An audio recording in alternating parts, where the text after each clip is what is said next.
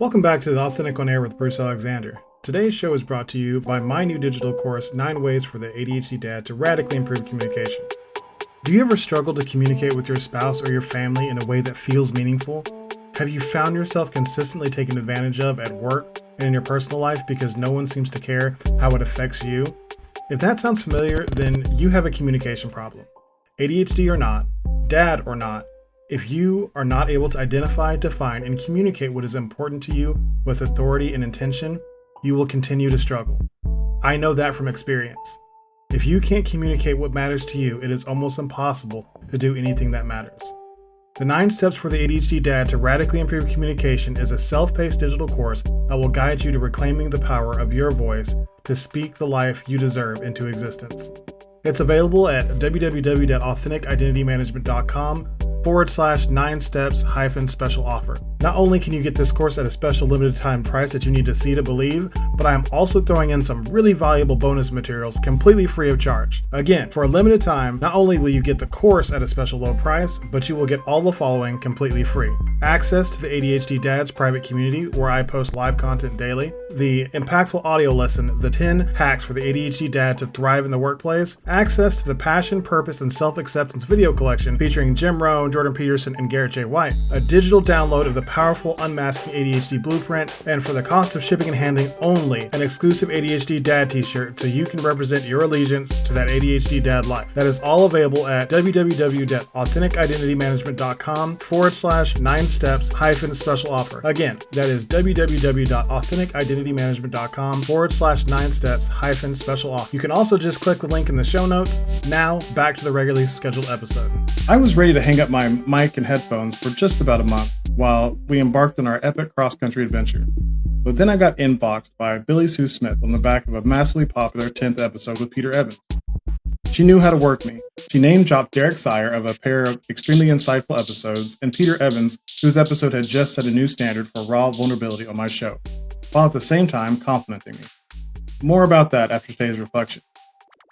Today I want to challenge you to think about change, specifically immense change. How many times have you committed to a life overhaul of some sort, seeking something better for yourself? A diet, a fitness plan, a breakup, career transition, or a move to the coast? What results have you gotten from changing everything that surrounds, enters, or affects yourself? Are you satisfied? I changed or am changing all of those things and more. In my opinion, there's nothing at all wrong with making a change. Change can be catalyst for something great. It has not been for me. The change was never the problem, but it was never the solution either. With every change I made, I was waiting for a change in me. I lost 90 pounds. Hated myself. Put 70 of it back on, mostly muscle. Hated myself. I looked in the mirror often and told myself how disgusting I was. Sometimes even out loud. I didn't need to change. I needed to love. When I got kicked out of college in 2005, I was left with a pretty serious drug habit. I will spare you the gory details for now, but I will tell you I was not long for this world on the path that I was on. My wife now, and girlfriend at the time, was the catalyst for the birth of a mindset I wouldn't fully formulate and accept for over 15 years. She told me she would not stay and watch me while I killed myself. I did not want to lose her, but I really didn't want to die. I committed to my first true act of self-love. I kicked narcotics, and in almost 20 years, I never looked back. Not because I changed, but because the person I was deserved to be alive and deserved to be loved. I embraced that I was a mess, and I had been messing up for a while. I did not have to let that define who I was anymore. I loved myself enough to surround myself with better people and to put myself in better situations. It took many, many, many more years for me to realize that I could love myself enough to do more than just survive. But it was that experience that would later develop into the authentic philosophy. I would love to hear what experiences you've had with major change.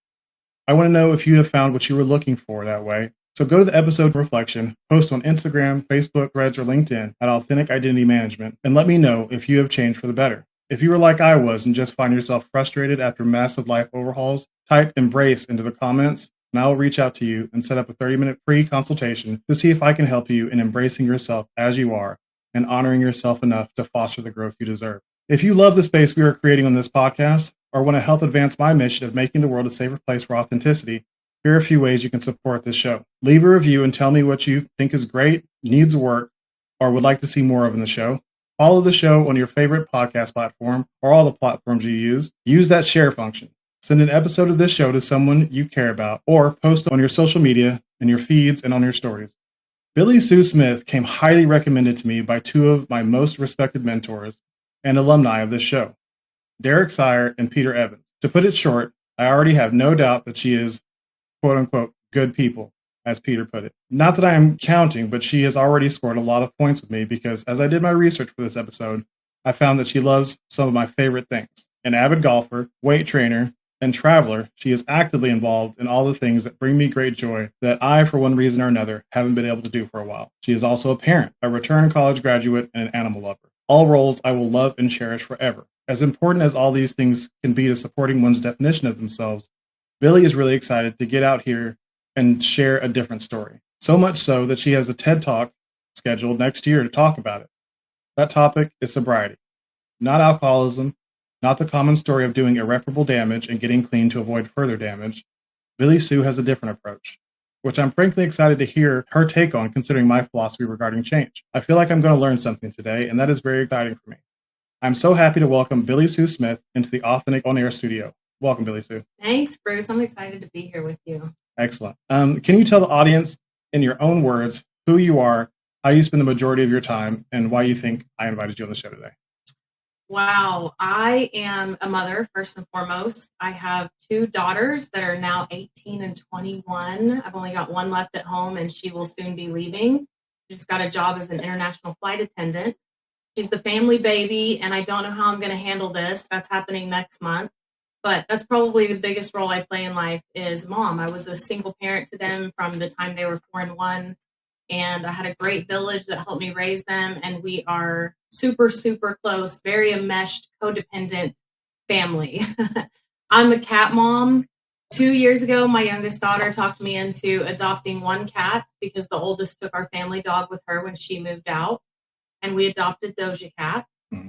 And a month later, we ended up with another cat, Missy Elliott. And I always despised cats, and they are my life now. Everyone who knows me knows about my cats, has seen photos of my cats. I just got a tattoo of a cat. Wow. So I love cats. I'm a golfer. I started golfing at 43. I'm 45 now. And we were just having this discussion about the challenges of golf. And it's brought a lot of joy and excitement and challenge into my life, which is what I think a lot of people need when we hit our mid-40s and start to figure out what our next chapter looks like. I spend a lot of my time writing, working out. I love to cook and playing amateur therapist to a lot of my friends.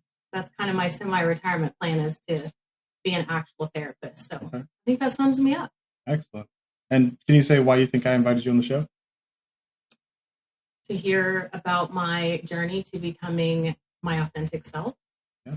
And I wanted to come on because Peter Evans spoke highly of you. And I know if Peter speaks highly of you, then you're probably a good person. Or as Peter would say, good people. I can hear him saying that right now. Yeah, Peter's awesome. And, I really appreciate that he has spoken highly of me because I really do. I think the world of him. So can you tell me how you define authenticity? Authenticity is being your real self. It is showing the parts of you that scare you, that you think might scare other people. It's being yourself even when people might not like it. It's being true to yourself even when it upsets other people. That's my definition of authentic. I like that. Good. So let's go here first. How would others describe you, both correctly and incorrectly? Ooh, that's a good one. Correctly, I would say I'm fun. People always know that if I'm around, we're going to have fun. They would say that I'm outgoing and talkative and that I genuinely care about people and I'm curious about people. I'm always the one who knows more about someone than everyone else knows about them because I just ask all the questions. Incorrectly, let's see, what have I had people assume that was incorrect? That I grew up with a silver spoon in my mouth could not be farther from the truth. I've had teenagers tell me that I just have this aura that I grew up in some wealthy, intact family. Not true. What would they say incorrectly? That I love attention, maybe, which I really don't. That's something people get wrong about me, even though I get up and speak in front of hundreds of people and I'm always at these events and doing the things. I'm very much an ambivert, so I like to be alone a lot. And I also do not like to be the center of attention. So I don't want a birthday party. I don't want to open presents in front of people. I think people probably assume that about me incorrectly. Do you ever struggle with wearing those incorrect opinions of yourself too heavily? Not as much these days. I used to, for sure. I used to worry a lot what people thought about me. I used to underperform and overperform depending on the situation. Sometimes I would feel that people were intimidated by me because I came across very confident and strong, so I would underperform. And then sometimes to get people to like me, I would overperform and violate my own boundaries just to get people's approval. But I'm getting better at that, Bruce. I don't do that so much these days. Good. Tell me more about underperforming. Like it's something that I'm not familiar with, only because, sorry, being a black man in America, it's pretty important to me to always like overcome people's expectations, always do better, always do more, because I feel like people are constantly thinking I'm going to do less. And so, what is it like to make the conscious decision to do less? I think as a woman, there are lots of challenges. So I've worked in many male dominated industries where if you are too smart, too capable, you have a lot of connections, you're perceived as having too much power, it can get you fired. It can get you fired. It can get you ousted. So I have definitely had to downplay all of those things many, many times in order to keep myself in a better situation. And then I think with other women, oftentimes if women feel threatened by you or that you're doing something better or physically they're intimidated by something about you, so you tend to downplay. You don't get dressed up as much, you underdress. So there are just all kinds of ways that I think women underperform in order to fit in. We shrink a little bit to fit into different environments and to make ourselves not as noticeable, because being noticeable puts a target in your back on your back in some situations. Yeah, I like that you use that term "shrink" a little bit, because that makes me identify with it more. Mhm. I definitely have had times where I feel like I've needed to shrink who I am to provide what somebody else wants. Yes. Definitely not something I'd like to do. I didn't like to do it then, Mhm. but I try to not do it anymore. Mhm. And that's yeah. So I can understand that a little better Yeah. now. You've shared some pretty vulnerable stuff on your social media. Um, so I know that you've struggled with authenticity. Can you tell me about when that struggle was at its most, I don't know, at its most intense? It has been intense at so many, I would say my whole life. I would say only the last 2 years and really in the last year have I really felt like I've grown into myself and had the true confidence to be authentic. Up to that point, 43 years, Wow. it was a struggle. I can think of times just as recent as, 2, 3 years ago that I was still stretching the truth, underperforming, not telling the whole story, exaggerating, people pleasing, all the things that we do to try to gain people's approval, none of which is authentic at all. And inside, it creates a war because you're not living your true authentic self. And you know that, but you're fooling other people, but you can't fool yourself. You can't run away from yourself. So there were lots of depressive episodes, lots of anxiety, and I just don't think I ever made the correlation until I got sober a couple of years ago, got into therapy and really started digging deep. And luckily, I landed on a therapist who was a better communicator and better manipulator than I was. And he was just not having any of my stuff, which I did not like at first. But He Well, just kind of saw right let's through stay me. there for a minute. Let's talk about manipulating therapy. Hmm. Like, so some people want to score points when they go into therapy. Hmm. Is that the mindset you went in with? I think it was 50. It was a natural thing for me to try to win people over. So I did go in, but I was also at a very low point in life that I knew I needed help. I needed someone to help me figure my life out and get myself back on track. And so I was relieved in a way. I have a psychology degree and I'm for myself to be pretty intelligent, very intuitive. I know how to work people on strength finders. My number one strength is woo. And so I was somewhat relieved when I immediately respected him because I knew that I could not outsmart him. And so yeah, I did go in there sort of planning to be able to overpower him mentally. And then I was also relieved when I couldn't, because it did lead to a lot of change for me. So I've noticed the theme. For me, it was the lack of choice that led me to like really embrace my authentic self. Like I had to. I was gonna, I was gonna lose my life if I didn't start really starting to be real. Um, Other people have shared that there was something else that kind of forced them into it. So for you, he saw through you, and once you, I mean, you're sitting in a session, you you paid your money already. Mhm. At that point, he saw through you. Like, what did you feel? Relieved, to be honest. There haven't been many people in my life that I didn't feel that I could outsmart. And I felt relieved that, wow, I actually, on the first try, chose a therapist who can outsmart me and who's going to call me out and not let me run my normal game. Mhm. And it was honestly a relief. So in that relief, did you immediately, once you realized that, did you just start dumping it all out and like laying it all on the table, or was it still a process?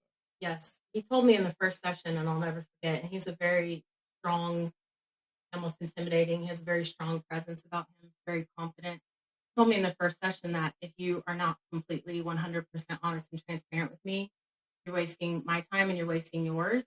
And if I get the feeling that you're not, then I'll just terminate the relationship. Because my goal is not to keep you forever. My goal is to help you help yourself and then get you on your way.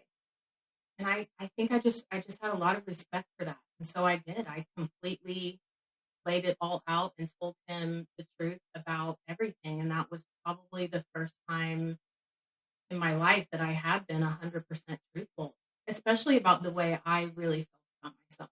I Yeah. think I had lied a lot to other people about how I felt about myself and just put on this front. I didn't want to appear weak. And so it was the first time that I had admitted all the ways that I felt about myself. So in that time, like, so he sees through you, you feel relief.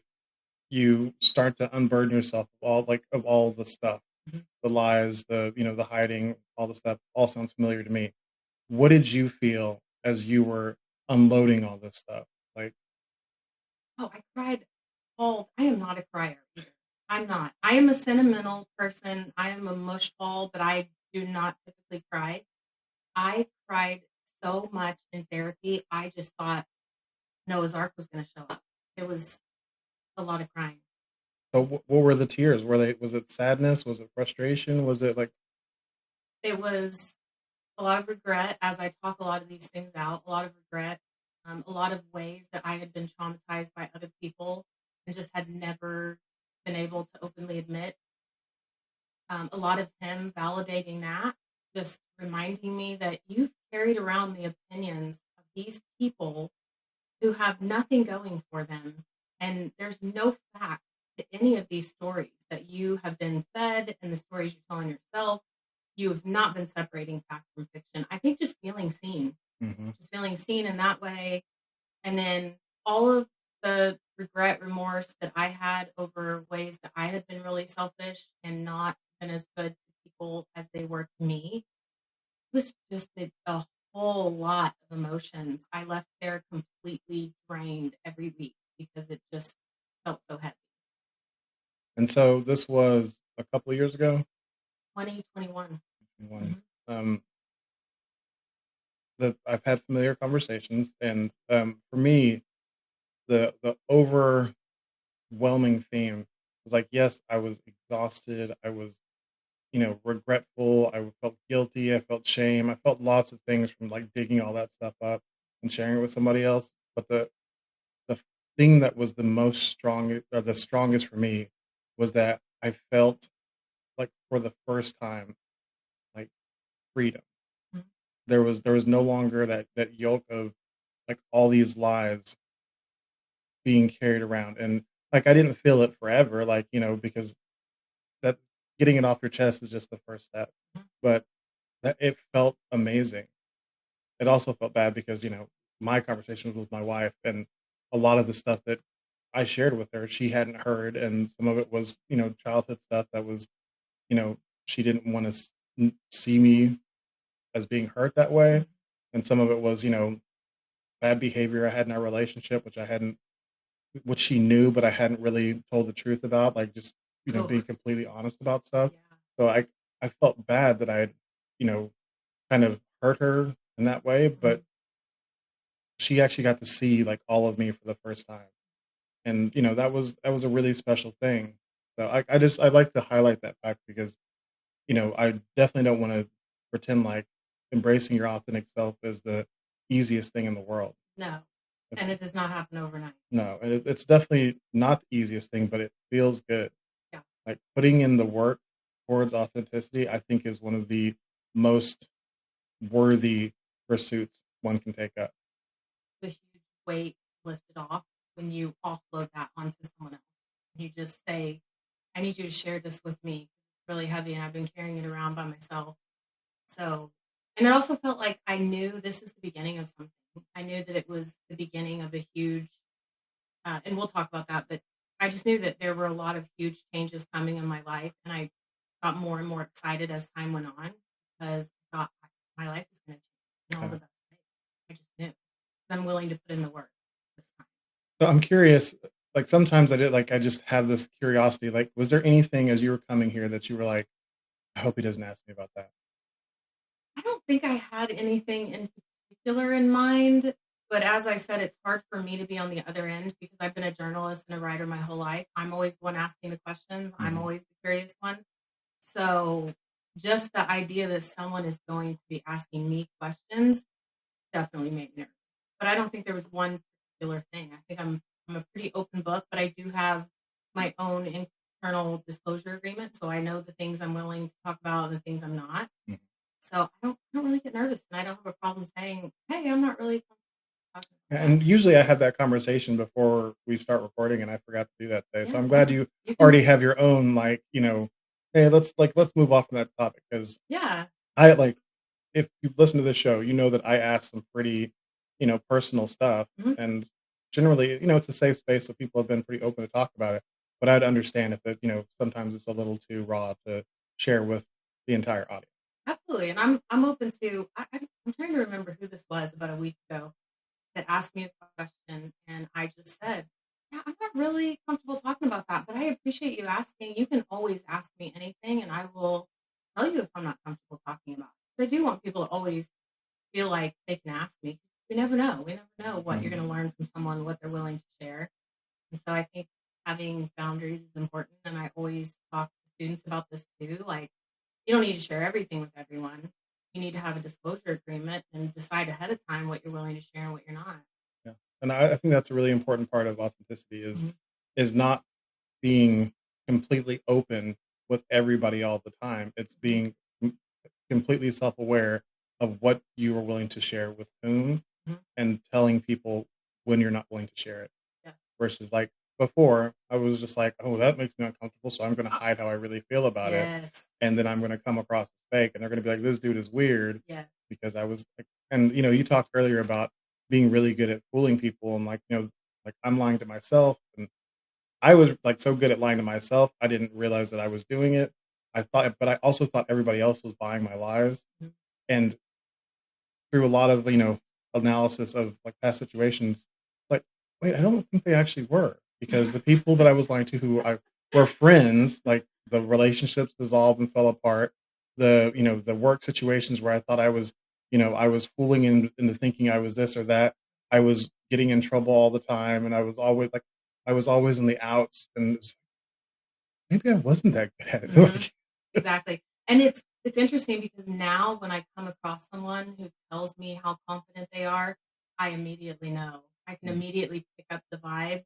And so I don't think that people were always buying it with me when I was telling them how confident I was or telling them how well I had my life stitched together. I don't think they were always buying it yeah. either. But they were polite enough not to call me out, I guess. And I wish somebody would have told me. Exactly. Like, then that's part of my platform now, is that I'm going to tell you whenever you come across a way. Yes. Like, hey, that doesn't feel that honest. Hmm. It's like you don't owe me anything, but I'm going to tell you that didn't feel very honest to Hmm. me. And I'm sure I'm going to rub some people the wrong way, and I have rubbed people the wrong way before, but I I think I deserve, you know, somebody to be honest. It's the hardest balance to learn, especially in friendship, because I have had friends over the years who would call me out when I was not behaving as well as I could have, or not been the mother that I should have been. And I was grateful for them calling me out because it snaps you back into reality and makes you realize, wow, I got to do better. And so now when I have that situation with friends, it's hard to know the balance. How Mhm. much do I say? And how do I say this in the most gentle, loving way possible while still delivering the truth that I think they need to hear? I'm still trying to figure out that balance. Yeah, and so I talked about this on episode 19, talking to Marilyn Pennyfeather, and we were talking about this specific thing, and I said that my guideline that I try to go by now is it kind? Is it helpful? Oh, no, sorry, is it timely? Is it helpful? Am I being respectful? So I like Like, if I can do all three of those things, then I'm going to give that piece of advice. Sometimes it's, maybe it's just not the right time. that. Hmm. Sometimes you're not ready to say it in a respectful way. Hmm. Sometimes it's not helpful. So, you know, certain things are okay, just like having been a thing Hmm. that you didn't enjoy and it going away. Do you Because give unsolicited advice? not anymore. Okay, so you Yeah. have to be asked by the friend for your Like advice? like I will try very hard. I'm not gonna say I don't. I Hmm. try very hard not to, but also, like, I feel like there's a difference between, giving your opinion on the situation and, like, trying to assert your yourself on somebody who hasn't asked you to. And, like, with my wife is the biggest receiver of this, in which I start to say, like, "Hey, well, what if you did this?" And I'm like, "You know what? I'm sorry. Did you just need me to listen?" And, like, it's taken me a long time to get to the point where I'm just stopping myself in the middle of it half the time. I still do it a lot of the time, and I'm Hmm. like, because it's important to realize that I'm work of a work in progress Hmm. myself. Hmm. And men But are fixers. yeah, I mean, Yeah. it is literally built into our biochemistry to wanna Hmm. fix things, and that it's okay, and it's useful a lot of the time, but self-awareness is important, and learning to apply the thing that's necessary for the time Hmm. is really it's really huge, especially in relationships. Sometimes we just want to gripe. We just want to gripe and we just listen, not Mhm, offer any solution. I try to ask people, do you need help or you need a hug? mhm. You want help or you want a hug? And so I'm getting better, but you're right. I don't always remember to ask that. I just jump right in. And so sometimes people just don't want to be helped. They just want you to listen. I think my biggest struggle is that the only person I feel responsible my only people I feel responsibility to always just listen to are my wife and my kids. Mhm. Otherwise, like, if you're telling me about a thing that I feel like you're doing wrong, it's only gonna happen so many times before you're gonna get the advice. Yes. Like, I feel like that's fair. It's like, "Hey, I'm your friend, like, we should probably either talk about something else, or you should be open to hearing how I feel about this because you Mhm. keep bringing it up. Yes. You're not my wife." When I was in school to get my bachelor's degree in psychology, that is a precursor to your master's degree to become a therapist. So we Mm, did a lot of role playing and learned a lot of therapy practices. And one of the things they tell you is that you just don't keep clients who spin their wheels. If they are continuously week after week after week, the same problem comes up and you are helping and helping and they never address it or do take any action, eventually you have to let them go. And so I feel the same way with friends and with myself too. I don't want to be the person who is complaining about the same thing over and over and over again because it's not productive Mhm. after. Totally agree. Well, getting back to like we kind of went on a little bit of a tangent, but I like tangents on the show because we usually find some pretty good stuff Yeah, that I can't write for all the situations. yeah, Like, yeah, absolutely. um, we were talking about your authentic journey and like when you went to a therapist, like what led to that meeting? Ugh, you're really gonna ask me that? No. Well, a few things. Like I said, I think I was just at a shaky place in life, and I had just come out of a really toxic, confusing relationship that I found out at the end of it. I had no idea who this person was. And I thought this only happened in true crime shows. I Mm, never expected it to happen to me. I consider myself to be, like I said, pretty intuitive. I pick up on things. I did ignore a lot of red flags in the beginning, but it wasn't even so much the relationship ending, it was the utter confusion over how could someone be so different than I initially thought? And how did I miss this?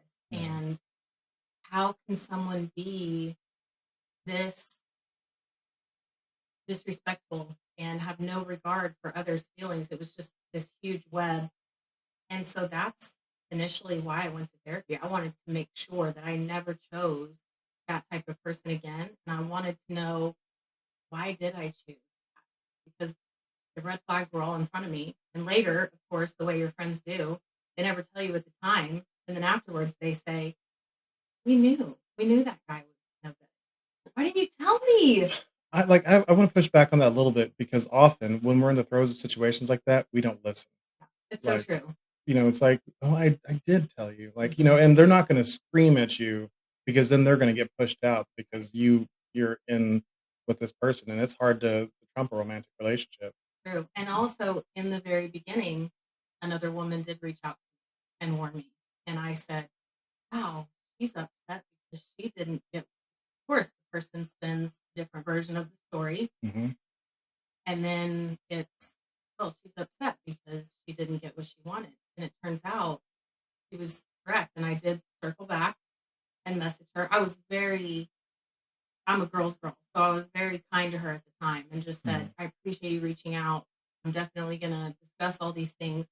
And after the fact, I messaged her again and said, I owe you the biggest apology. I completely blew that off. I should have listened and I didn't. And the same thing happened to me. So that's initially why I went to therapy. I wanted to make sure it didn't happen to me again. And that's why I went. Can I early in that relationship, like I think women's intuition is like borderline superpower. Hmm. Like I think it's wild. Did you ignore a feeling? Yes. And my therapist said to me the first session, telling you, this man is a genius. He said to me the first session, your intuition never fails you. You fail your intuition. Ooh, Every woman that ooh. sits in these chairs in my office is failing their intuition by not listening. You all know and you ignore it. Why? I don't know. That's why you're here. That's what we're going to unpack and figure out. But you knew, and I did know. There was absolutely many, many moments of, and towards the end of that relationship, I had such bad anxiety, Bruce, that I couldn't even function. It was getting so bad.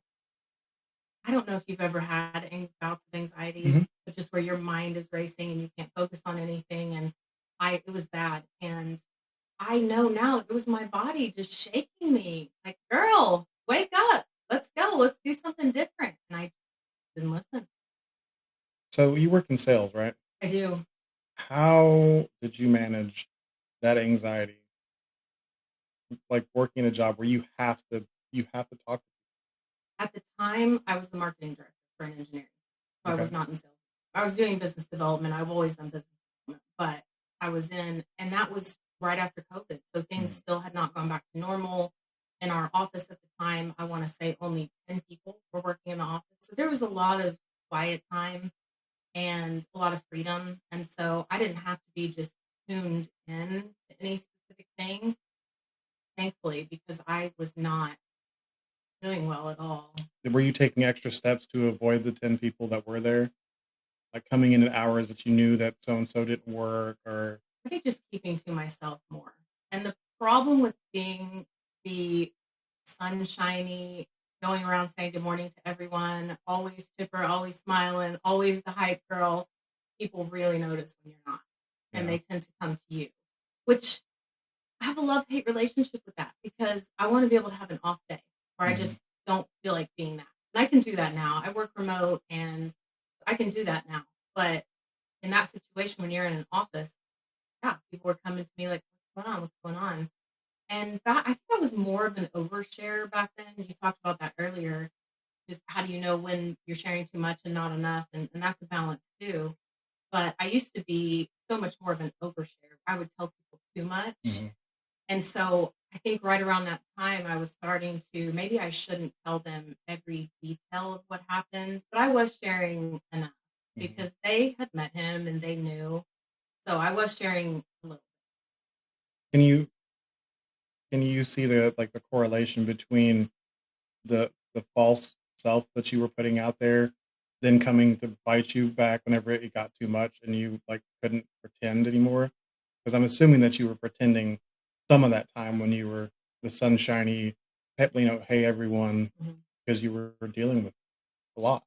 Oh, yeah. I think I've said this many times, especially I do a lot of work with teenagers. I mentor teenagers, and I tell them a lot. There are times when I can look back at photos on Facebook, for example, and see myself smiling in these happy situations.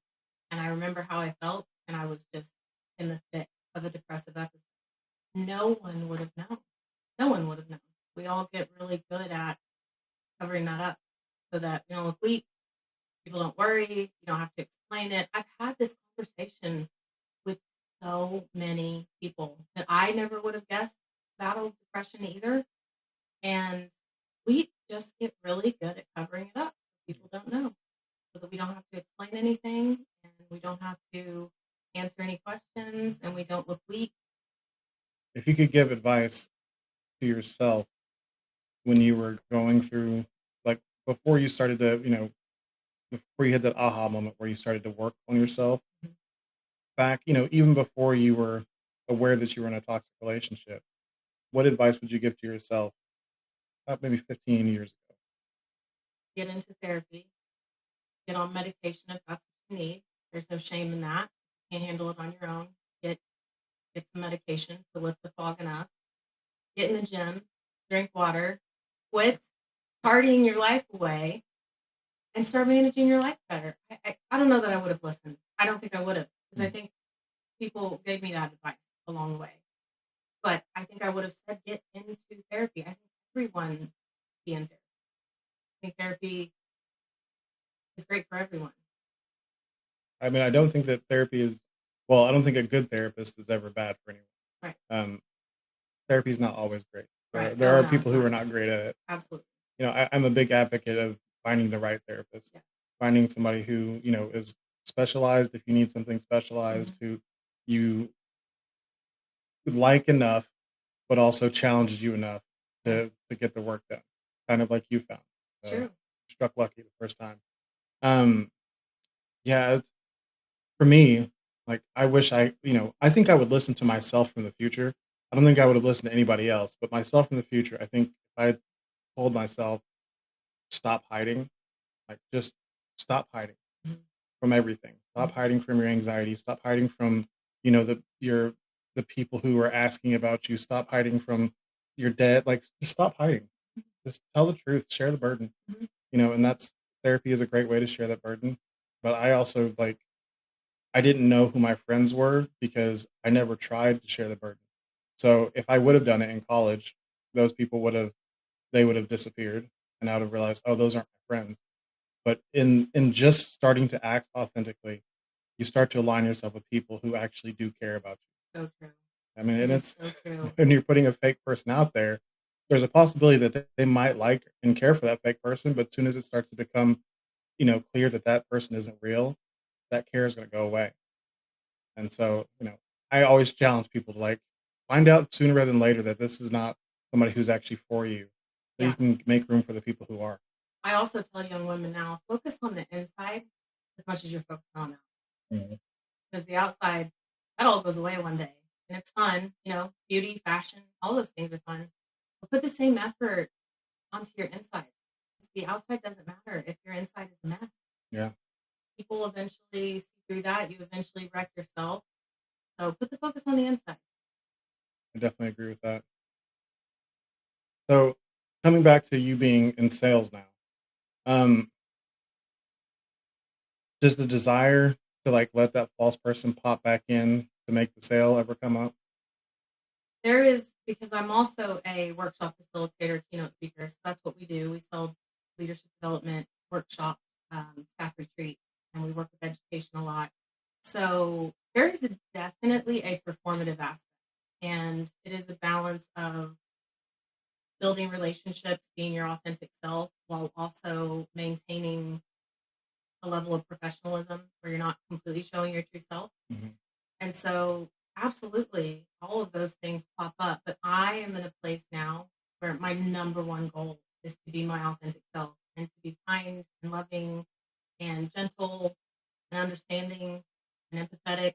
So I always lead with that. And I'm honestly more successful than I've ever been in all of my life leading that way.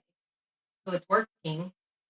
But yes, for sure. The urge to manipulate, it pops up all the time. It's a constant battle to not use that little trick I have in my bag because I know I can. I don't want to, though. I don't want to have to hide who I am or be afraid that someone's going to find out who I really am. And Yeah. that for a long time, it was that too. I was always thinking I wasn't good enough for certain people because what if they find out who I really am? 'Cause deep down, I knew you're being a really terrible person. And so I think now it's just more important to me for my integrity to be intact and for me to be the same person all the time. That's kind of what I guess I think authentic is. You're the same person all the time. You Yeah. might adjust your boundaries, adjust what you're going to share, depending on if it's your inner circle. Now I'm going to talk to Derek different than I'm going to talk to you, who I just met. But I want to be the same person in every situation. Yeah. And I definitely I applaud that and I encourage you to keep on that journey. And what I had to learn in order to like embrace that philosophy is I had to stop trying to change for everything. Like, I had my work self, I had you know, my wife, had myself, only my wife saw, then my friend self, and they were all pretty close, but they were all just like I was sectioned off. Like I'm not sectioned off anymore. It's like I show up, I do let the situation shape me. I do let experiences shape me, and I do like I allow myself to be molded a little bit. That's conscious. It's different than just saying like you're going into this thing, you don't want them to see this, this, and this. Mhm. I'm not doing that anymore. I'm just like all right, I'm going to an event where I'm nervous. I don't know anybody. I'm gonna have to I'm gonna have to be intentionally a little more outspoken than I Mhm. usually I enjoyed that part of you and Peter's podcast when you talked about that because that is such a natural thing for me that I forget other people really have a lot of anxiety around it, walking into a room full of people that you don't know and am. who do I talk to and what do I do?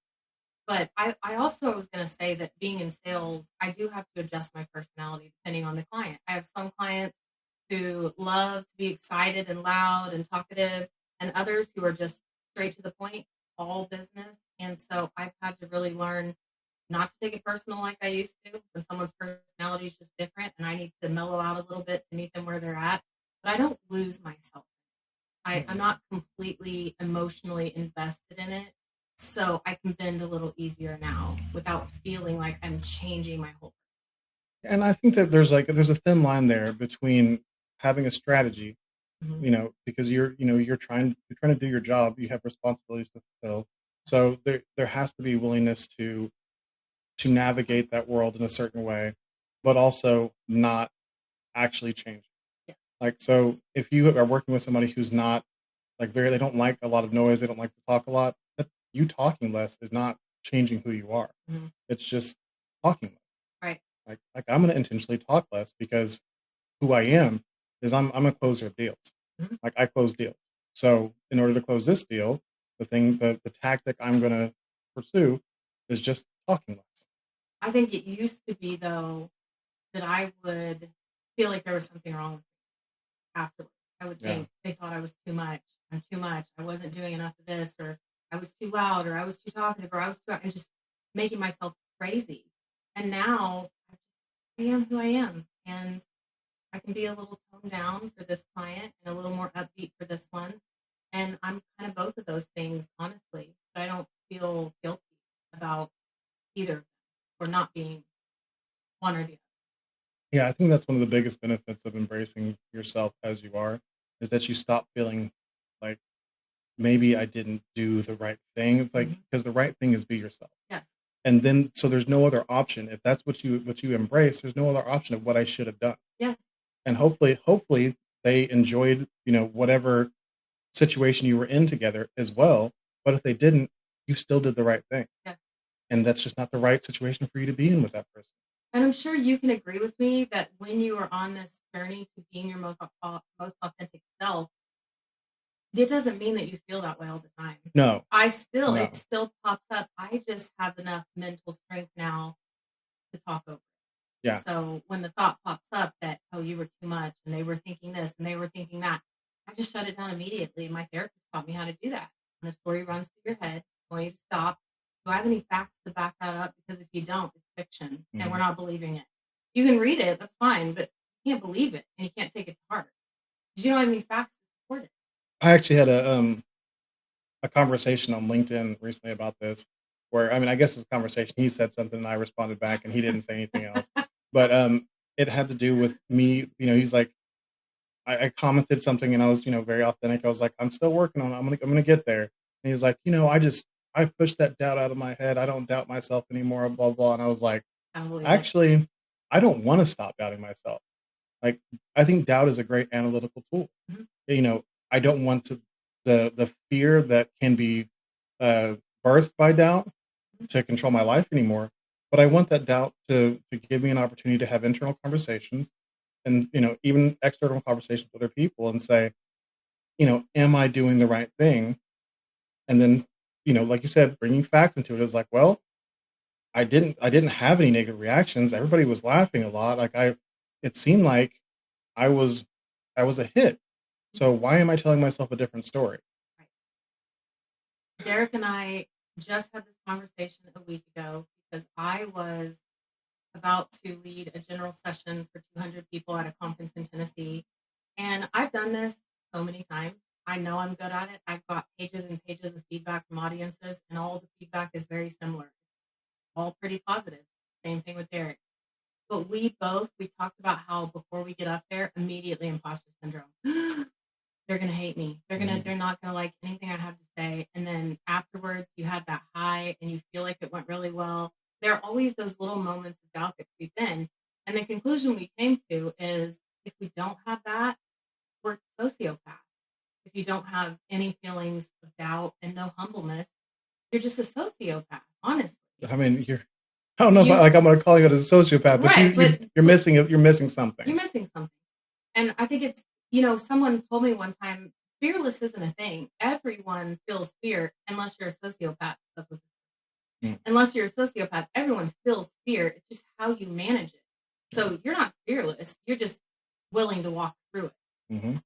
I mean, Kobe Bryant, Michael Jordan, they both talked about nerves and Mhm. being afraid and using it as fuel to succeed versus letting it, oppress you and crush your dreams and make you feel like you're not good enough to do anything.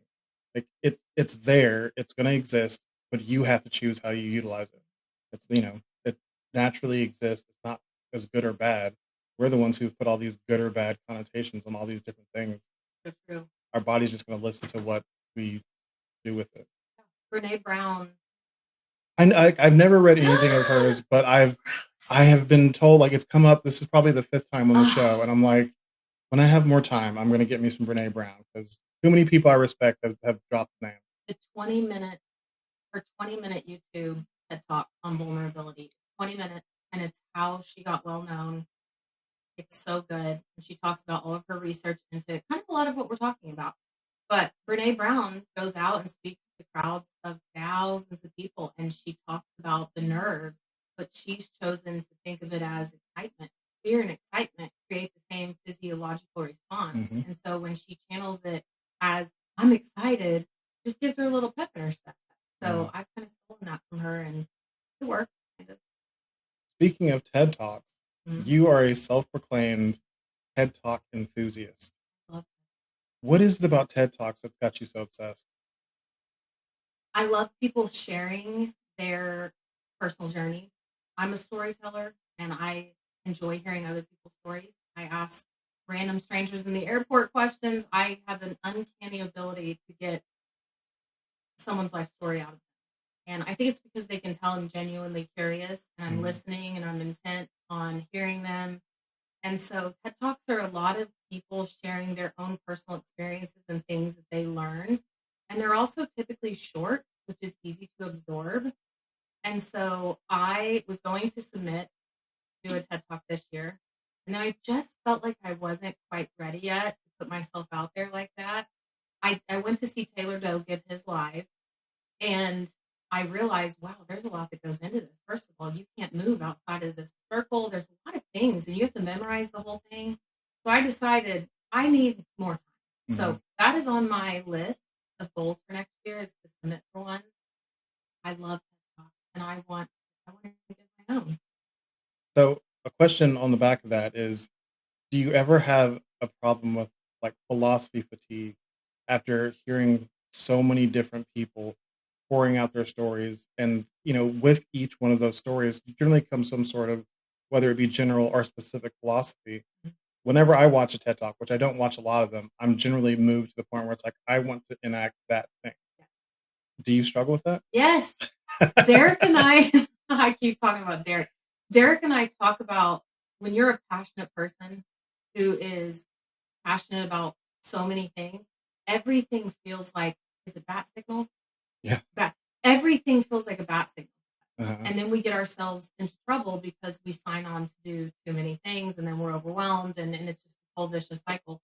But TED Talks are bat signals every time. Right now, Bruce, I just replaced all my Ziploc bags with reusables. And I'm only buying biodegradable trash bags. And I refuse to buy paper plates or paper bowls anymore, all because somebody mentioned being passionate about landfills and how the world is overpolluted. And so, since she was passionate about it, I just felt it. And so I took it on. So now here I am. Yes, I understand what you are saying. It gets exhausting. That that's why I like. I'm not gonna say like I ever had intention to watch a whole bunch of them, but I like the ones that come my way like are generally through like I'll watch Brene Brown's now because the name has come up too many Mhm. times. I watch Taylor's because I Derek and I were having a conversation. He was a little mentor session. His name came up a couple times, and I was like, Taylor sounds like a smart dude. Fantastic. Like he's like, oh, you should check out his TED talk. I was like, okay. It's like, dude, I cried. It It brought me was to like tears. so good. Yes. Um, so then I was like, okay. And every TED talk I've watched has always been really influential for me. Mhm. So whenever I see that you like watch all of them, basically, I'm like, Mhm. how do you do that without your brain exploding, or Well, your heart exploding, one or the other? I feel like my heart is always exploding, especially nowadays. Everything makes my heart explode. And again, sometimes I want to downplay that because I've had people say to me, "This you can't really be this excited about life." No, I really am.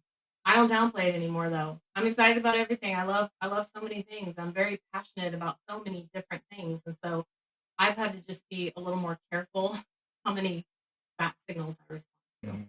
because I get myself into a situation where I commit to something and then I can't keep the commitment. I travel so much with my job and I work a lot and then I mentor for the police department youth leadership academy and I have a couple of other things in the works. And so I have to be really selective. I don't like that, Bruce. I want to do all of it, but I can't. I know I can't.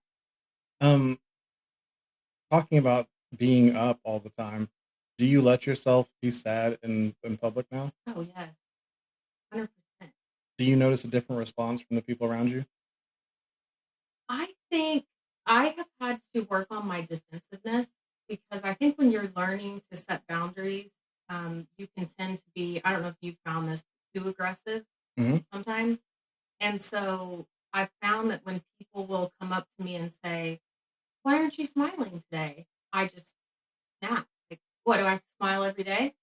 What do you think I am? And so I've backed off of that and just started to understand that when people see you a certain way all the time, that becomes the expectation. And then Yeah. they're concerned about you if you're Yeah. not.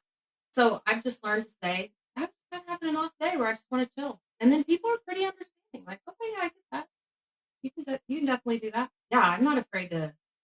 And also, I'm not afraid to just hole up in my house for a couple days. If I just don't, if I've had a long travel streak where I've just been talking for days on end, I will not leave my house for 3 days and be happy as a clam, and I will not answer my phone. And I just text people, hey, just need some time alone. And people are a lot more understanding than I gave them credit for before.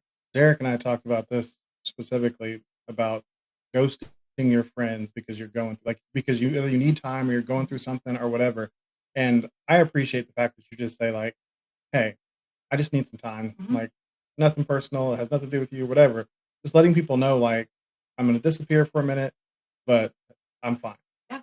Otherwise, like I've had friends do that and I'm just like, what the heck happened? Did I do something? Yeah. Are they okay? Like, why they're not answering their phone? They haven't called me back in 2 weeks. Like, what's happening? And they pop up and it's like, what's up? Oh man, nothing, whatever. Like, I'm here, I'm back, whatever. It was like, Where were you? now I feel like I'm crazy. It's Oh, I'm like, gonna call the police. exactly, Yeah. check welfare. Yes. I try to check in with people because I watch too much true crime. And so, especially with, my daughters, one living on her own, and they both are kind of wanderlust, so they travel, and one's about to be off in Arizona. And so, we kind of have this rule that if I text you and you don't text me back within, I don't know, half a day, I'm going to start freaking out. And so, we all kind of have that rule with each Mm. other. I try to check in with people, but politely letting them know, don't call me, don't text me for a couple days. I'll check back in with you on Monday. Okay. Speaking of your daughters, like as a parent, I understand this. You seem like you identify heavily as a girl mom, Mhm. like, raising great daughters. Mhm. Totally, very much also appreciate that. I've got one son, three daughters. But you have two adults who are about to start going to live their own lives. Like how are you navigating that big transition that's starting to happen? I don't know yet. I don't know. I The oldest moved out when she was 19. So she's been on her own, but she's still here in Oklahoma City. I see her a lot. We're very close. The 18-year-old, as I said, leaves October 23rd for 5 weeks of flight school in Arizona, and then she'll be moving to Houston or Denver for her job. And I went through I went through a really rough couple of months back in May when she graduated because it threw me into a tailspin. What am I going to do now? Who am I now? I've always had my own life. I've always had my own hobbies. I've always kept in touch with myself. But the idea of just not having that at all, it has been the biggest. And then also, one thing I never considered when they were younger is that there comes a point when they don't have to have a relationship at all. So you got to be real careful how you how you navigate your relationship with them because if you nag them too much, if you push your opinions and views on them too much, they can decide to cut you off or just not enjoy being around you anymore. So there has been a huge learning curve for me of giving them space and then being their soft spot to land when they need me, letting them have their independence. My oldest is the manager of a dog grooming salon. She works really hard, but she just does not let me help her with anything. And so she had a tire pop a while back and she needed 4 new tires. And so I wanted to pay for the tires, and she said no. And my instinct was to insist and do it anyway, but I didn't because I want to be respectful of her boundaries. And if it's important, and she says, I don't want you to have anything to hold over my head. So then it gets into the discussion of, do you think that I hold things over your head? She said, no, I just don't want anybody to have anything to hold over my head. I want to be responsible for my own bills, my own life, and I want to know I can do it myself. So it has been a learning curve. I don't know what October 23rd is going to be like for me. I've kind of compartmentalized it and put it aside for now to just enjoy the time I have with her. Mhm. There's a panic rising, of course, but I've just gotten myself really involved in a lot of things, and I'm kind of situating my life so that I'm not just sitting at home crying Yeah. with the cat. I think it's really important that, what you said about kind of starting to situate your life, Mhm. because you're transitioning into a new phase where you're not responsible for anybody else. Like, and the self-awareness, like I keep preaching the word self-awareness. You have to be aware of the fact that this is a big transition. You are aware of that fact. You're treating it as such. That's the first step. Mhm. And then you can, some people are really shocked by how they feel when their first kid leaves. Mhm. And Oh, they go into, like you said, go into a tailspin, but at oh. that point, there's no reprieve, Mhm. not for like 6 months. And it's, I also have this excitement because I have been mostly on my own. To say that because I've had my mom and family, and we have a really supportive group of friends too. Their dad was in and out at various times, and he is now sober for a year and back involved in their lives again. But a lot of those years, it was just me. And so to have freedom, sometimes I'm so excited, I can't stand it. Wow, I actually have disposable income for the first time. We're going to have free flight benefits through my daughter's job. I travel to some really cool places with my work, and I can do anything I want to do now. And I just did not have that ability or freedom for so long. So it is equally exciting and also sad. Yeah. And I think that that's a really good perspective to look at it instead of just saying like, "Oh no, I've got all this great stuff to look forward to." I think that would be setting yourself up for failure because there is great stuff, but you've you've taken a huge part of your life and given it to, developing little people into Yes, adults, and it's a huge responsibility. You deserve the next part of your life, but also it's going to be hard. it is. Mhm.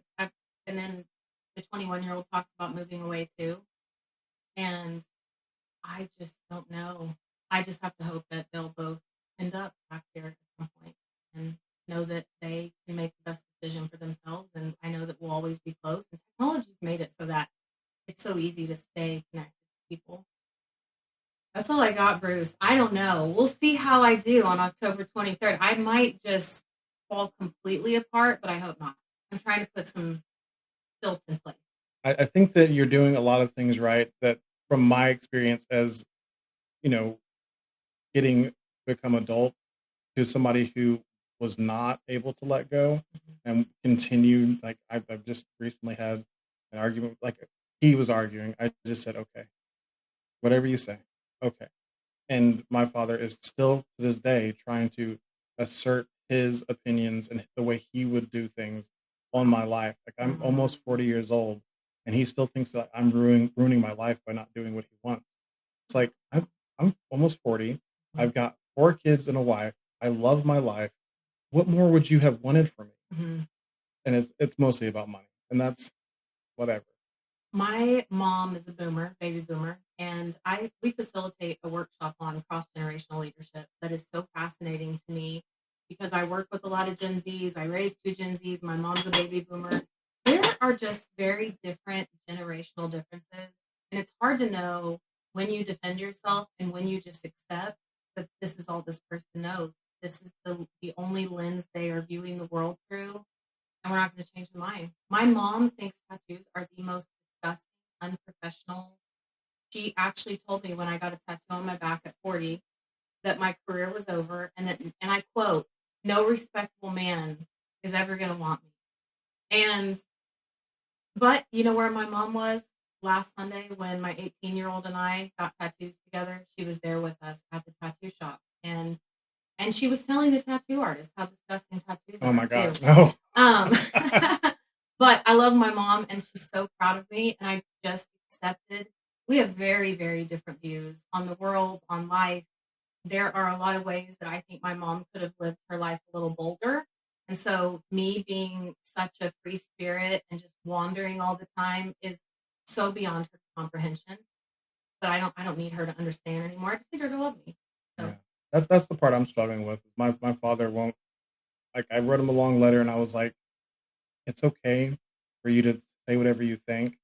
If I listen to you or not, I just want to know that, you're going to be okay. And he's not. He's not okay. That's It's something tough. with him, though. You know Yeah. that. Yeah, I know it's something with him. It's just, Yeah. I already don't have a relationship with my mother because she's a toxic narcissist. Mhm. And that is, that's had it's done its damage in my Mhm. life. Mhm. And so I'm, kind of done with that for now. And I don't want to lose him as well because he's not able to just, I'm not even saying don't give your opinion. Like, go right it. Like, so we're moving to New England next month. And yeah, super You excited. are? Yeah, Wow. super excited. But he's just telling me I'm making a huge mistake. He's telling me that I'm obviously in a depressive state, and I'm going to drag my family deeper into despair because we're making this move. And I know that he cares about me. I really do. But Mhm. what he's doing is just it's pushing me farther away. And What's in New England? nothing. Okay, you It's all are it's just it's cooler. so okay. Yeah. I mean, I just think at some point, because gosh, Bruce, when you said all that, I have had so many of those conversations with my mom over the years, and it has been a struggle. I've always told people if my mom had a funeral next week, you would not see me getting up there, and I would be very honest about the fact that our relationship has been up and down on both of our parts.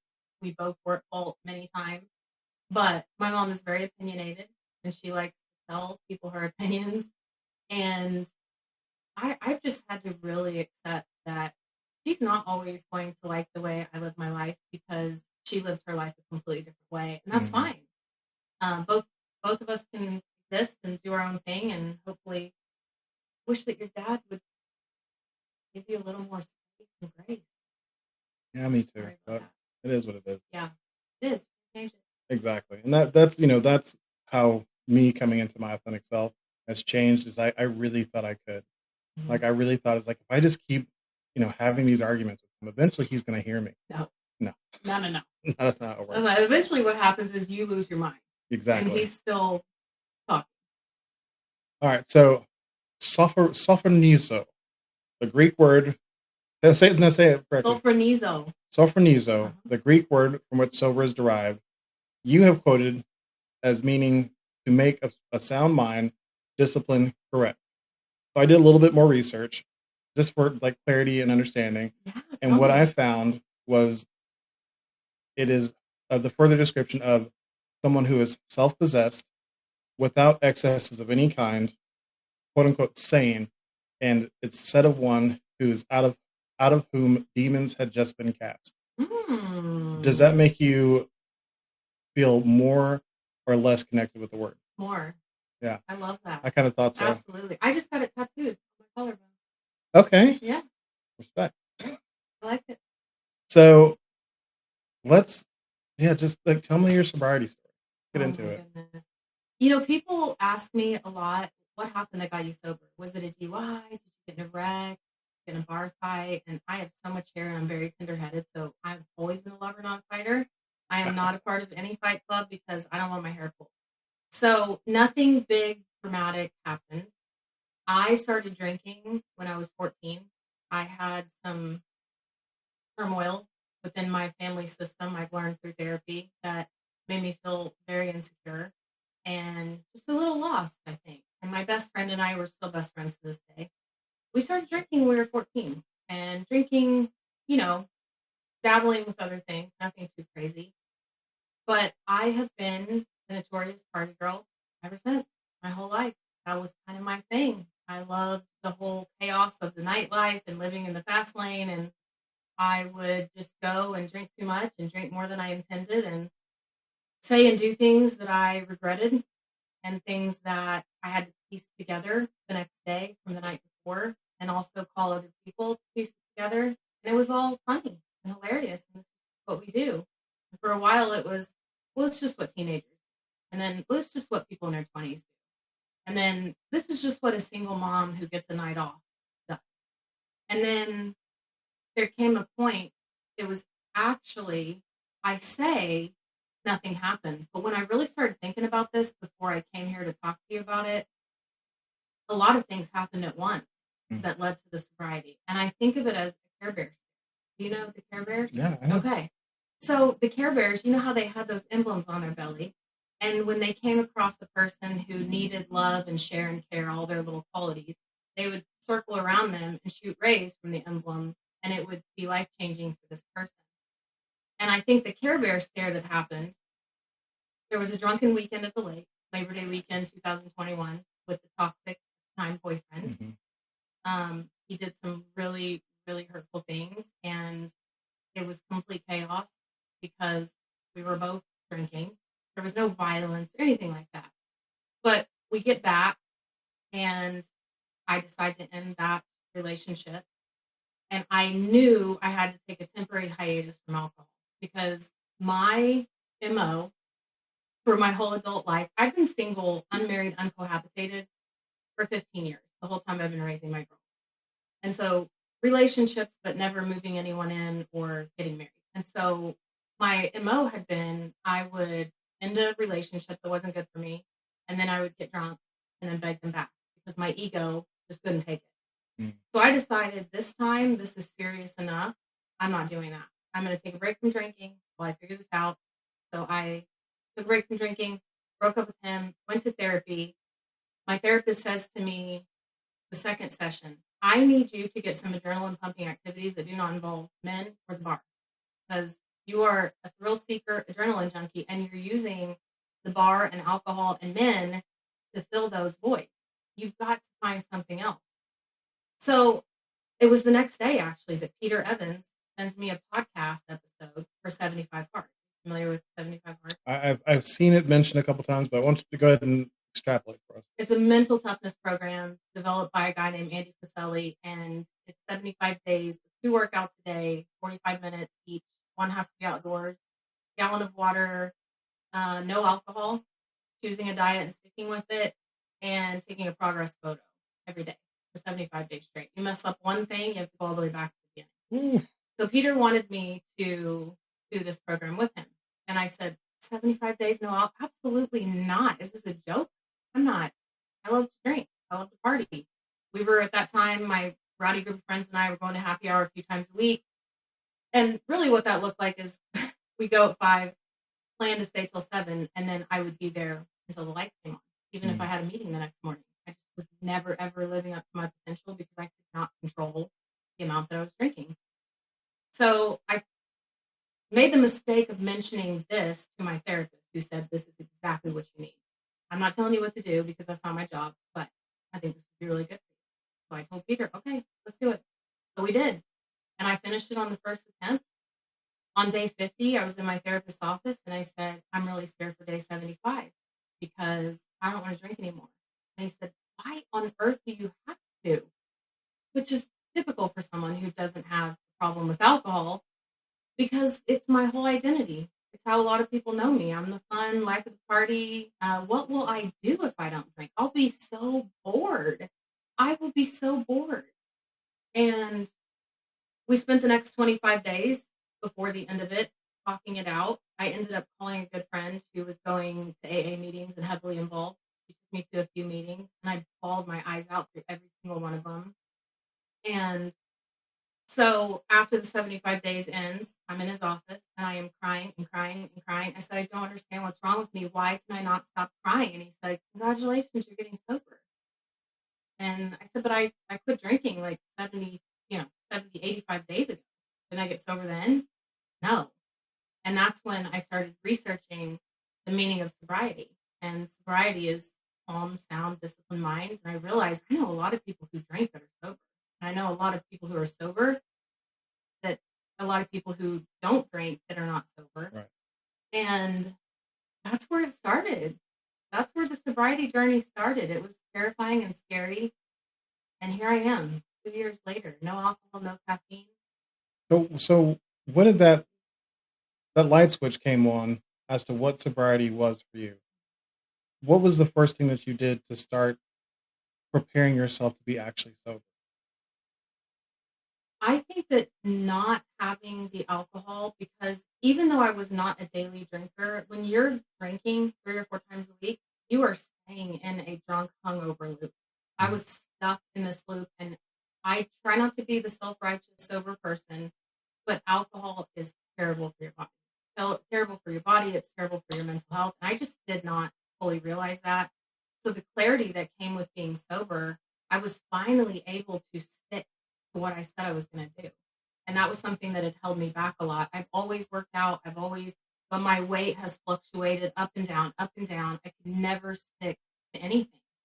And I was finally able to start exercising real discipline, sticking to a weightlifting routine and sticking to mindful eating. I will never use the word diet.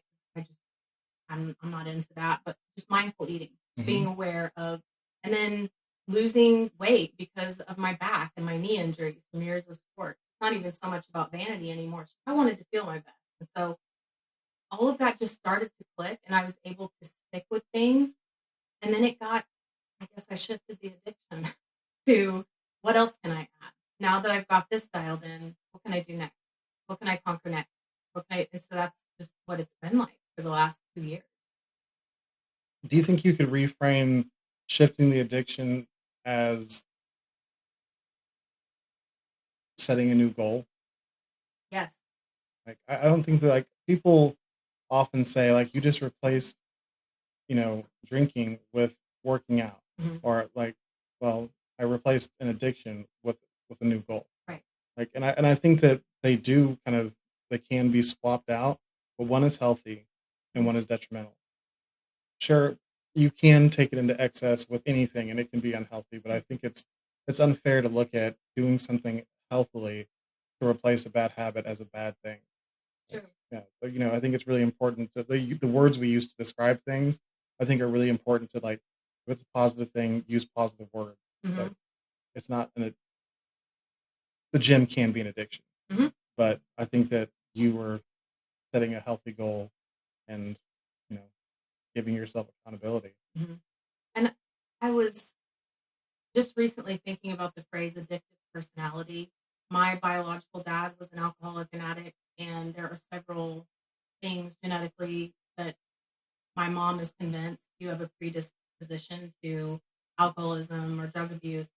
But I don't know that I would say I have an addictive personality. I would say I am a very passionate, goal-driven person. Mhm. So when I'm into something, it's 100%. When I took up golf, it's 100%. I need every club. I want to learn how to use every club.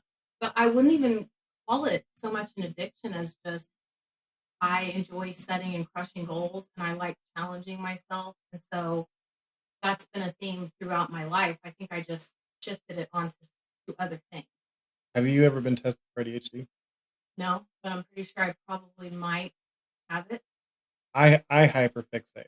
Yeah. Like, so when something excites me, that Mhm. becomes my Oh, focus. yeah. Like, golf was it was it for me, and, like, yeah, bought new clubs and wanted to know all about it, watched it all the time, read books, did all Mhm. this stuff. Very hard. I hope to take it up again in the future, but it is a physically demanding sport. It is. And, but yeah, I think that maybe maybe if you've always found yourself going completely full in, all of your energy going into one thing as you learn it, that that might be a symptom of ADHD. I have so many symptoms, and I don't think I would ever get tested for it simply because I have put behavior patterns into place. Time management training has been huge for me because I am so bad about being on one thing, getting distracted, and then forgetting about. So I've just been very mindful about those practices to help myself stay on track. And but I think that's probably accurate. And, and I don't think that it's a bad thing, but also I think the important thing is to be able to manage it. And if you're already managing yourself as if you know, you're managing your time management, you're managing, your impulse control, Mhm. you're managing your Mhm. hyperfixation. Sounds like you're already managing for ADHD, so there's really no need. I like for me, the diagnosis was so important because later on it spurred research for me to understand how I was missing key things to how I was supposed to interact with the world. Mhm. I didn't I didn't need to interact the way that I was supposed to, as the way neurotypicals do, but Mhm. I needed to understand why I wasn't clicking with these neurotypicals. I love neurotypical. Yeah. Is that just people who don't have ADHD? Or ADHD or autism or OCD. I definitely don't want to be a neurotypical. So It's not. I mean, it's just I'm like gonna identify with ADHD now. The neurotypical sounds way too normal to be me. I mean, it has become kind of cool to become neurodivergent, but I it's not always great. I have never Divergent's one of my favorite movies of all time. I love the movie and the definition of divergent, and I myself and my daughters, we all are very divergent. But I love neurodivergent. Really good way to explain it. That's not, you've never heard that? No, I've heard divergent, but not neuro. I haven't thought of it framed that way. I mean, I'm definitely not the corner of that phrase. It is largely the way that people who have ADHD, OCD, or autism are being described now as neurodivergent. I'm gonna go look that up. That's so good. So, can I ask you a question? Do you take medication? Yeah. What has it helped? Did it make a huge It made a huge difference, and I've been on medication for a really, really long time. Okay. So initially, I had to go through like 4 or 5 different ones because I thought I was getting results that I wasn't getting. I was still getting the same negative reviews. I also think that a lot of things would have worked differently if the amount of information that's available now would have been available when I was diagnosed almost 15 years ago. Sure. Like, there was no training that came along with this diagnosis. There was no like, okay, so executive function is this. Here's the problem you're going to have with making decisions, with impulse control, with whatever. It was like, okay, so you're late all the time and you have trouble studying. Okay. I mean, and they tested me and like I was definitely ADHD, but it's like, take this medication. It should help you show up on time and pay better attention. Wow. There was nothing about like, hey, you're not going to always understand what's happening in conversations with people because there's like, certain neurotypical, social things that are subtle. I'm terrible at picking up subtlety. Like, it needs to be explicitly explained and it needs to be in black and white so I can say, okay, this is how a conversation goes. When you're interested, you ask more questions. When you're not interested, you don't have a conversation. That's not how a neurotypical conversation works. You talk about something, you pretend like you're interested. Oh, really? You moved this weekend? That sounds fun. Like, that's not something I would ever say. I'd be like, okay. And and then they think you're rude. Yeah, they think I'm rude or disinterested, or I don't want to be part of the team because this doesn't seem important. My work does. If we're going to have a serious conversation where you're going to just like, there were conversations at my last job where, yeah, my dad is, he's going into the hospital. That to me was like, okay, I'm going to put my work down and I'm going to pay attention to you because it's like, this is a serious thing that, deserves my attention. Whenever you come over to my chair to talk about what you ate at lunch, like, I don't care. I've got too much to do. Like, I'm trying to do the thing. And that's not really how other people act. Sounds like you should be leading some trainings on this. I feel like this would be very helpful. I'm serious. This would be very helpful information for teachers or even in the workplace. You've just given me a lot to think about. I mean, it's something that like as a authenticity and identity coach, it's something that I do have for one training and some ideas for. It's like just leadership as a whole is something that's important to me, but also leading people the way I wish I would have been led, like having understanding for, people who are not going to fit into that mold that is put on everybody. And the way you just framed that made me think of it differently. Oh, wow. That's why some people seem rude and maybe because they're neurodivergent and they don't know how to just connect on a surface level. Yeah. It's fascinating. It can be a struggle. I still struggle with my wife at times because we're both ADHD. And I'm like, hey, you're not looking at me right now. And she's like, because I'm listening. I don't want to look and listen to you at the same time. I want to do something else so I can pay attention. And I'm like, that I don't have that like particular operating thing. She does. Me, I need to see your face so I can read your lips as you're talking because I need to be able to like be stimulated on more than one aspect of the conversation. And there's so many different ways that it intersects with how people communicate and how they get along, especially as as teams. Yeah, we're not here to talk about me today. Wow, that was good though. I enjoyed that. Learned something new today.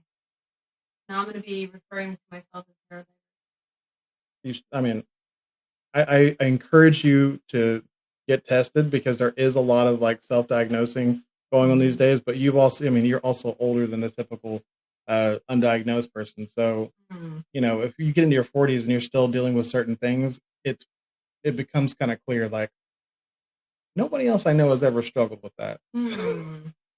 It's true. I do feel very different from the masses often, but I consider that a gift in many ways. Oh yeah, I So definitely do. yeah, I mean, but it makes life a little more challenging, just like the movie Divergent. mm, You don't want people to know how different you are, and also you are trying desperately to fit in, and really your views and the way you navigate the world is so different than a lot of the people around you. So overperform under. wow, I didn't realize. I've seen Divergent a couple of times. I didn't realize how much it actually paralleled my life. Oh, it's so Oh, good. You got to watch it. well, timeout. Oh, it came back. I initially lost recording there for a second. We're back. All right. That was a really good tangent. Loved it. Yeah, that was good. You got to watch that movie again I will now. because Like, I want to watch it again. It's so good. um, we talked about it a little bit earlier, but can you tell me what benefits you found from like living authentically? My life is so peaceful these days, and they say this often in AA. I don't go to AA meetings anymore. I'm very grateful for the role it played in the beginning. My sobriety it just wasn't for me. But they say in AA that you confuse peacefulness with boring when you're accustomed to chaos. And so at first, I I thought I was bored all the time. And lately, I just feel peaceful. You know why? Because I'm not hanging out with people I don't want to hang out with anymore just to have something to do Mm, or be in the right photos or be in the right place. I know Peter touched on this a lot.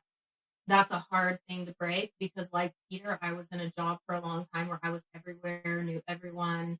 And now my life is a lot different. I work remote for a company that I love, doing work that I love, but I'm not as connected in my local community as I was before. And so sometimes it can feel lonely, isolated, boring, but it's really just and I appreciate that piece the more time that goes on. yeah, I've shrunk my circle. I don't allow very many people into my inner circle. I have lots of acquaintances and lots of people that I interact with. But as far as people I regularly make plans, go to dinner, spend time with, I'm very choosy about who I do that with because I also like being at home with my cat. So I don't, with between traveling and, my kids and my mom, I just don't have a lot of extra time. And I create time for myself now more intentionally. So I'm very choosy about who I spend time with.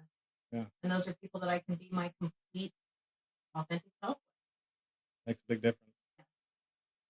Um, let's talk golf for just a minute before we wrap this up.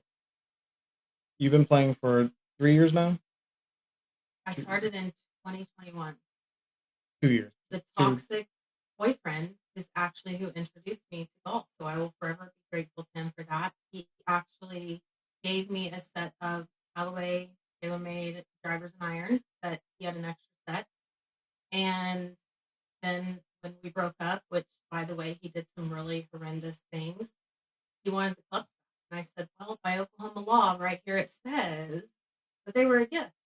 So they're mine. And I still play with Man, them. playing with Right. the cursed clubs. That's right. Actually, they've been. They don't feel cursed to me. I'm How really lucky with them.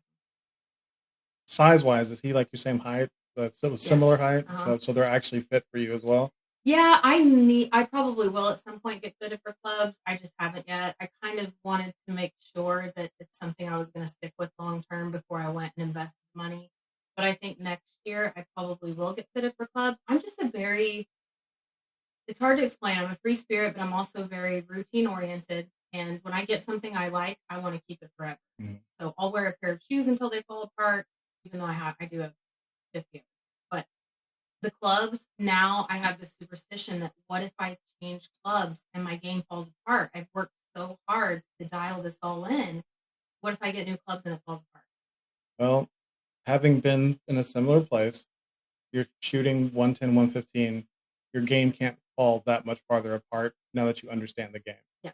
So I think what likely will happen is you get clubs that are fit to you that are actually, closer to a weight that you're able to swing Mhm. properly. Because usually women's clubs are lighter than men's. Like you work out a lot, so you might need just a lighter men's club, but it makes a huge difference in your swing speed, which improves distance. Yes.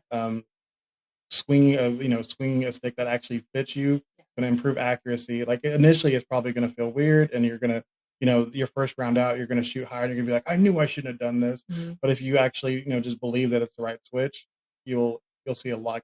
That could be what helps you break 100. Here's the thing though. In the last few months, like I said, I am accurate 85% of the time. I'd say 90% of the time. Drives, shots. What's been off is my tempo and then course management, which those are the two things I'm working on now. I go to the golf range a couple times a week, hit 100 balls. So I'm really working on tempo and course management and, not going for it when I should lay up. Do you So usually find that your score falls off in like the last 6 holes or so? I actually do better on the back nine, but I do fall off probably the last 2 holes because I usually, I've been trying to switch this up. So I'll go do a heavy weight routine in the morning and then go golf. And I've got to stop doing that I used to because do that all the time I'm too. worn out. By the time the Mhm. last holes come around, I find myself I'm ready to get out of here. I'm ready to be done. Yeah. And I don't play as well. So I am trying to kind of dial all those things in so that I'm not completely worn out when I get there and I can make it through. Because if I don't work out before I go, I'm full of energy the whole 18 holes. So I miss. it's so much fun. The course management part of it was always really fun for me. Like especially once I could work the ball both ways and I could hit a lot of different shots. My problem was being consistent with the shots I was hitting. Sometimes having all the shots is not great whenever you can't hit any of them when you actually need to. Yeah. And I have been using a pitching wedge for everything. So I just got a 52, a 56, and a 60, and that is a game changer. Yeah, that should take, Yeah, oh shave my five or God, I six can't wait. strokes. I'm excited. I'm going to use Yeah. them. I went to the range and used them this week just to get a good feel for them. But I can just already tell that's going to make a huge. The pitching wedge just can't do everything. And I've been using it for the pitching wedge and the nine for all the close around the green shots. And I think the lob wedge is gonna change the game. Oh man, using a 9 iron around the greens. That's like Jack Nicklaus golf. That's 1970s before they had, started milling the grooves. Like Well, and I really have been in this mindset that I don't want to be that person who just thinks they need all the fancy clubs and all the things. I want my skill level and my knowledge to be the reason I score well. But that's just ridiculous when there are tools available. well, I mean, you don't even have So all like you're yeah, supposed to have 14 clubs in your bag. yeah. So I just finally did it. And right when I started hitting them at the range, I knew. I text all my male coworkers who I golf with a lot. I said, these are a game changer. And they said, why did you wait this long? What have you been doing? Walking around your pitching wedge? What kind of wedge did you get? I don't even know the brand. Honestly. I ordered them off of Amazon. I got the ones that had really good reviews. I'm not a brand snob at all. Oh, but I'm not saying being a brand snob. There are snobs or not snobs. There are certain clubs in golf that you can get from a good manufacturer and it's fine. There are other things like wedges. I think are if you like a Vokey, like Titleist Vokey wedge is like known as one of the highest. Like it makes such a big difference because the spin that it puts on the ball is just oh man. Anyways, I'm getting way off here. I Like don't know what brand. Let me look real quick while we're talking. Yeah, I just read all the reviews and there were several things that stood out. I liked the grips. I like that people describe how cushiony the grips were. I figured out that I like oh, what? project. MAJK. Okay.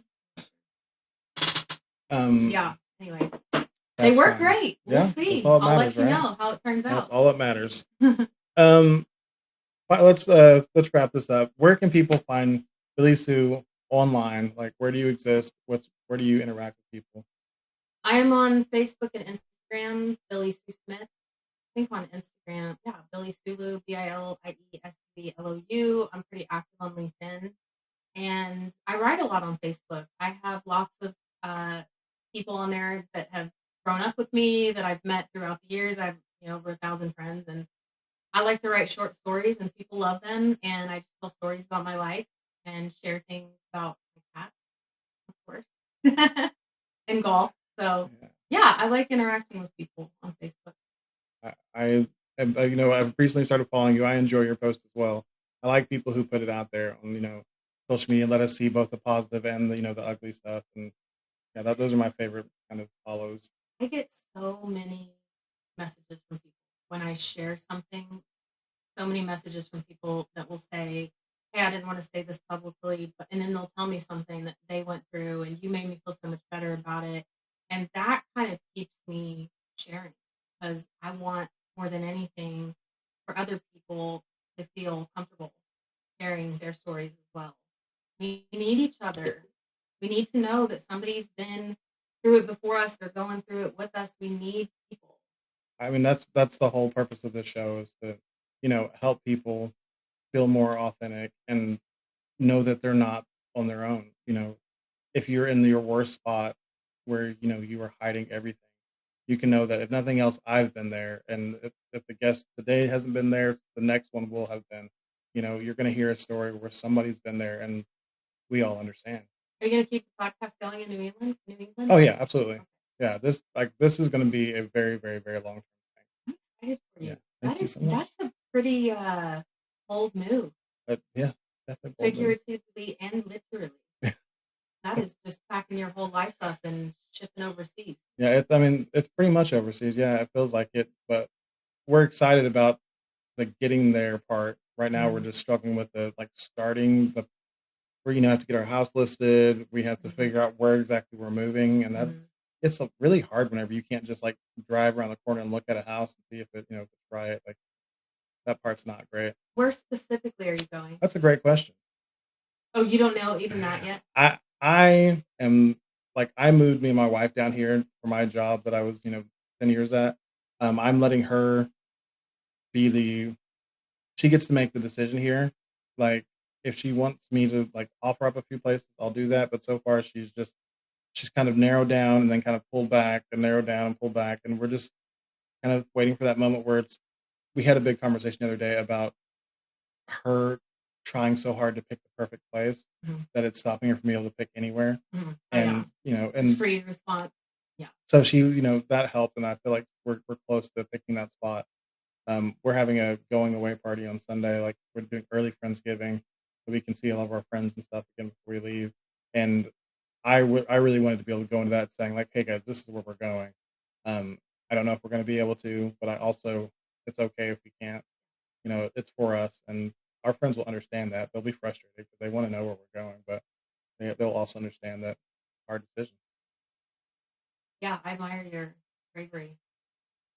We'll see how brave I am whenever we actually get on the road. With I'll be your 4 crying. kids, right? Yes. Oh my goodness. 4 kids and That'll way be too many fun. animals. That'll be fun in the car with them moving. Yeah, what a great adventure though. That's exciting. Yes. I was going to ask one more question before we wrap up. You've kind of put a lot into defining yourself with sobriety. Mhm. Do you ever feel like, what if I fail? Oh my gosh. In fact, I was when we were at the tattoo shop, so it was myself, my 2 daughters, their dad, who was in town for the weekend, and my mom. And we were all there and we're all having a great time. And we're joking with the owners of the tattoo shop. And I was going to put Roman numerals with my sobriety date after the word that I got tattooed on my collarbone. And someone, I don't remember, probably one of my smart aleck daughters said, "What if you get the Roman numerals and then you decide to drink again?" And honestly, I have thought about that, but at this point, I don't trust myself to drink again. I don't think I'm someone who can just. I can for a while. I can just go and have 2 or 3, but eventually, I think it would lead to another night where I drink too much. And honestly, the idea of ever having a hangover or mentally spiraling like that again, I just can't. I can't do it. So once I make a commitment, especially now, I'm pretty good about just sticking with it. This is what I'm doing. I try to be flexible and open minded, but I think not drinking alcohol is no, I know not drinking alcohol is just a decision that I've made for myself for the rest of my life. And honestly, I have way more fun sober. And I my believe you. friends that drink have actually told me that because I still bar hop with them and I do all the things with them. We go to the lake. I do all the things I used to do drinking. I just drink water. I'm just very well hydrated. And they've told me you seem to have more fun sober than you did when you were drinking. So I can't think of a reason to ever drink Can I offer a reframe for not trusting yourself again. to Sure, drink? sure. What about you love yourself enough to decide not to anymore? That too, for sure. I've Mm, actually said that very thing. I just never ever loved myself in my life until now. yeah, And I really love and value myself. I'm impressed by myself. I know everything that I have to offer, and I want to keep this going. I don't want to do anything to mess with what I've built for yeah. myself. Awesome. Wow. So thank you for being such a great guest and being so vulnerable today and really sharing honestly. I think that is so important and I appreciate you. If you enjoyed today's episode, please, please, please leave a review. It really helps me get heard by more listeners. And honestly, that's why I'm here. I want to get heard by people who I feel like can be helped by the authentic mission. Make sure you follow this podcast so you can get updates about new episodes and live streams. Share this episode with someone you think might enjoy it right now. Check out earlier episodes to support the future creation of great content. And don't forget to like at Authentic Identity Management on Instagram, Facebook, Threads, and or LinkedIn. You can also head over to the Authentic Bruce YouTube channel for podcast video and impactful clips from my conversations with these great guests. Finally, if you are struggling to show up as yourself in your content, your work, your family, or your life, I would love to help. Authentic Identity Management does authenticity and identity coaching to help you align your true self with the identity you share with the world. It's exhausting to live someone else's life. Live authentically and access the potential that belongs only to you. You can contact me on social or email Bruce at authenticidentitymanagement.com and we can set up a free 30-minute consultation. That is it for today's episode. Thank you, Billie Sue Smith, again for being here. And to everyone out there, be yourself and love yourself. Bye.